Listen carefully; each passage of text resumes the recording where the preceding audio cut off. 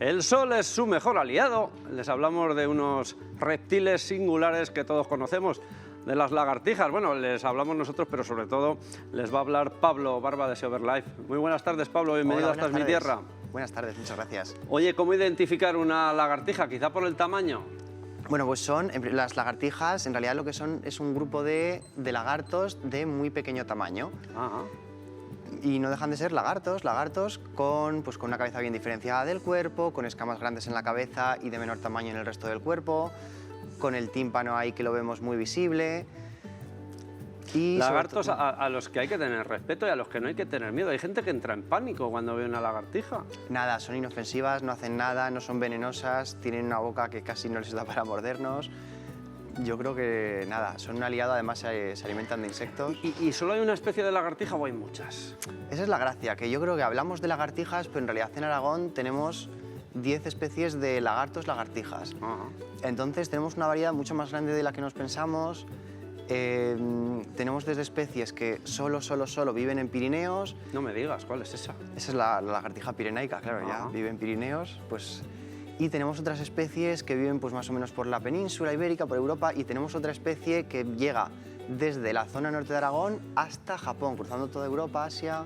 Oye, ¿y la lagartija esa que vive solo en Aragón? Pues es un orgullo. ¿Y por qué? ¿Por qué solo la encontramos aquí en este territorio? Pues es una serie de géneros que se quedaron aisladas durante las glaciaciones. Fíjate.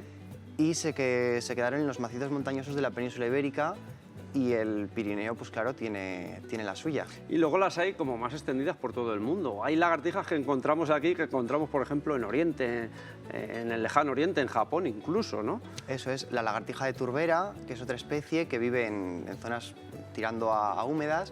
Entonces, en el Prepirineo empieza a aparecer y se extiende por toda Europa, Asia y llega hasta las islas de Japón. Ese es probablemente uno de los reptiles con mayor distribución mundial. Una de las particularidades biológicas que tienen estos animales es cómo regulan su temperatura, ¿no? Cuéntanoslo.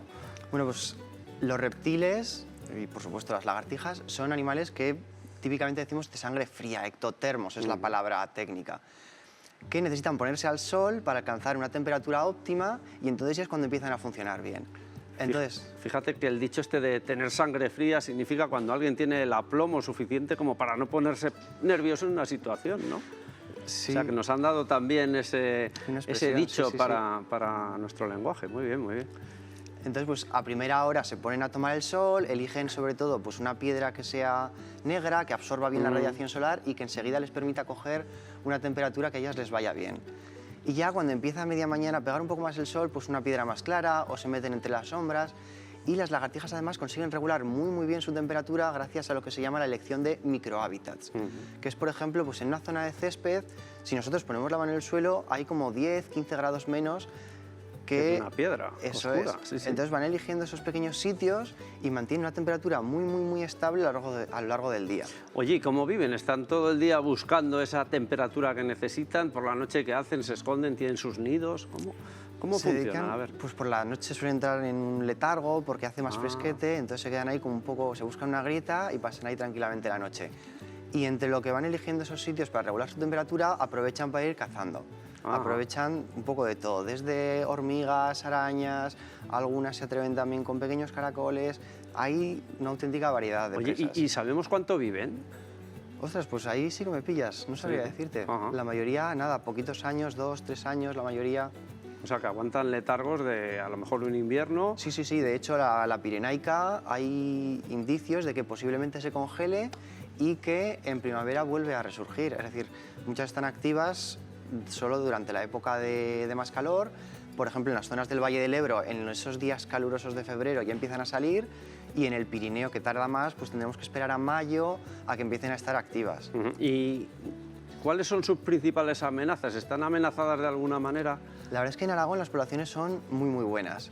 La única que se ve igual algo más amenazada posiblemente sea la pirenaica, porque tiene un área de distribución mucho más pequeña, entonces cualquier molestia que hay más puntual, generalmente derivada del aumento de infraestructuras turísticas, pues hace que sus poblaciones se vean mucho más afectadas. Oye, y antes de que te vayas quiero que nos cuentes lo del olfato, porque tienen olfato, pero no en la nariz como nosotros, sino ¿dónde lo tienen? Tienen nariz, que la usan para respirar, pero ellas usan lo que se llama el órgano de Jacobson u órgano bómbero-nasal, que los humanos también lo tenemos, pero según se parece no es funcional, nosotros no llegamos a darle uso. Entonces ellas sacan esa lengua bífida que tienen, captan las partículas químicas del ambiente, retraen la lengua y la pasan por la parte superior del paladar, y de ahí llega al órgano de Jacobson, que es lo que les permite oler. Es decir, nosotros inhalamos por la nariz y de ahí va a la pituitaria, que es la que le dice a nuestro cerebro qué es lo que huele. Ellas usan otra historia diferente. Pues qué curioso animal. Pablo Bárbara de SEO Verlife, pues mucho gusto de haberte tenido aquí descubriéndonos el mundo de las lagartijas, esos animalitos tan conocidos y tan desconocidos al mismo tiempo. Gracias, Pablo. Muchas gracias, un placer.